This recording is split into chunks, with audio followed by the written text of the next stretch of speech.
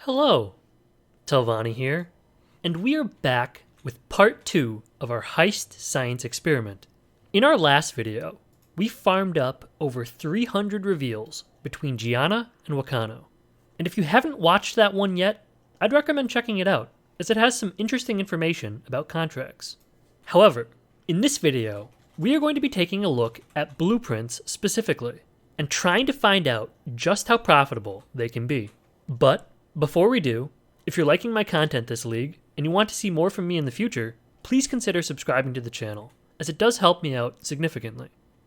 Alright, so we've got our 40 blueprints here. I've made sure that the blueprints all have 4 wings, and that we are only running blueprints which have at least 4 good side rooms, those being currency or divination card rooms. I've gone ahead and revealed all of the wings and good side rooms with Gianna and Wakano, and I've elked and scoured them until they had no bad modifiers and at least 65% quantity. Finally, I've prioritized getting Vendiri into our blueprints, followed by Nanette, Karst, and Talina. Speaking of rogues, for their gear, it is all pretty much the same.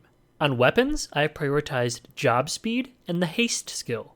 The brooch, I have prioritized quantity and, very importantly, chance to duplicate currency. For the cloak, I have tried to get reduced raising of alert level and job speed. And for the job equipment, I have focused on getting +1 level to all jobs on our 4 primary rogues, as this will allow them to be assigned to more of our heists. The last thing of note here is the trinket I have chosen. I went out and grabbed a 1% chance for Chaos Orbs to drop as Exalted Orbs Thief's Trinket.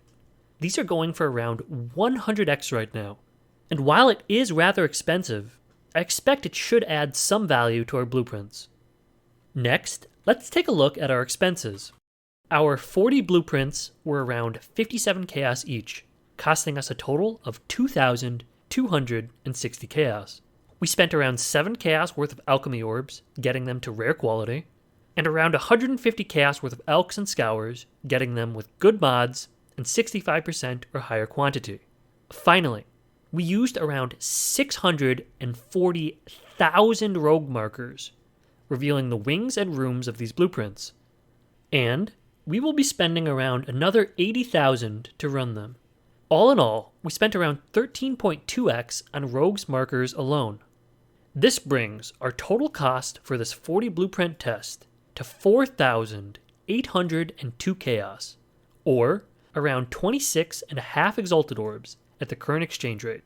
This means we will be spending roughly 120 chaos per blueprint.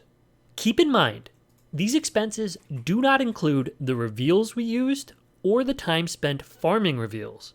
The 144 deception contracts we ran in the last video didn't actually give us enough reveals for this test, so I had to spend another hour or so last night running a few more contracts. All in all, I spent around 5 efficient hours played farming reveals for this test. Ultimately, I am very excited to see just how much profit we will make running these blueprints. However, as I am recording this portion of the video before actually running them, we'll have to wait and see. I'm going to get to work clicking on doors and spamming V, and I'll see you on the flip side. Hello again! I'm back from running all 40 of these blueprints, and while it wasn't the most riveting gameplay ever, I do have to say that it was a pretty good experience. I leveled up to 99 while doing this grind, and I am now sitting at 15% of the way to 100. It's not exactly the fastest XP, but because when you do Heist, you build your character never to die, you should never be losing experience while doing blueprints correctly. Anyway, let's go ahead and take a look at what all dropped during this test. Here you can see all of the loot that we are including in our calculations. We dropped nearly 800 stacked decks while running these blueprints, as well as nearly 1,000 raw chaos orbs. We also got a lot of other currency drops, which should sell reasonably quickly. Down here you can see we dropped around 2x worth of scarabs, and up here we have all of the alternate quality gems that dropped. I haven't run enough heists to know if we got lucky, but we had several large ticket items, like Anomalous Ice Spear and Phantasmal Creation, that made up a large chunk of our profits. I didn't bother picking up any gems that were worth less than 20 to 25 chaos, as no one wants to be sitting around in their hideout waiting to sell those. And realistically, you're not going to leave your map for that small of a sale. Down here, you can see we got 11 prime and 6 secondary regrading lenses, which also made up a significant portion of our profits. Funnily enough, out of the 160 Grand Heist wings, we ended up looting less than half of the wings' final display cases, as over 50% of the time, none of the rewards were worth picking up. Finally, you can see we dropped 11.5 raw Exalted Orbs. 4.5 of these came from Exalted Shards that dropped from chests, and the other 7 were raw drops, mostly from the reward chests. I was a little miffed, to be honest, as we were using the trinket that gives us a 1% chance for Chaos Orbs to drop as Exalted Orbs, and we saw 7 raw Exalted Orbs drop, but we had around 1,000 raw Chaos.